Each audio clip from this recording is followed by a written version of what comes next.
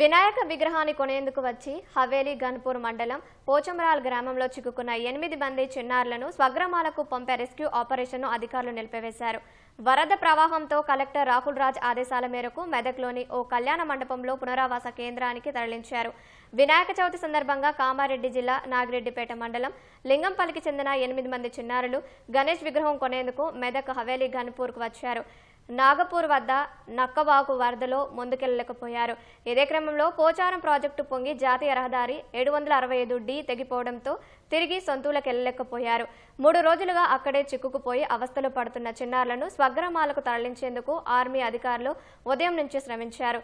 తాళ్లు, బోటింగ్ సాయంతో అవతలి ఒడ్డుకు చేర్చేందుకు 5 గంటల పాటు యత్నించారు. సాధ్యం కాకపోవడంతో పునరావాస కేంద్రానికి తరలించారు. కామారెడ్డి వస్తుంది. అయితే ఈ కామారెడ్డికి వెళ్ళాలంటే ఖచ్చితంగా ఈ వాగు దాటితేనే ఇటు నుంచి వెళ్ళడానికి అవకాశం ఉంటుంది. కాబట్టి దాదాపు ఈ 10 మంది తలదాచుకున్నారు.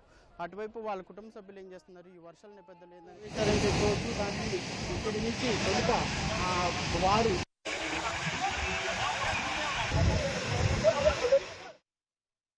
లేదంటే వీళ్ళు సెంటర్లో పెట్టారు సార్, వాటర్ తగ్గిన తర్వాత పంపించే ఏర్పాటు చేస్తారు. ఆ రెస్క్యూ ఆపరేషన్ చేయట్లేదు, రిస్క్ ఉంది, ఫ్లోటింగ్ వాటర్ ఎక్కువ ఉంది కాబట్టి అటుపక్క ఆర్మీ కూడా కలెక్టర్ కూడా చూసారు, విజిట్ చేశారు.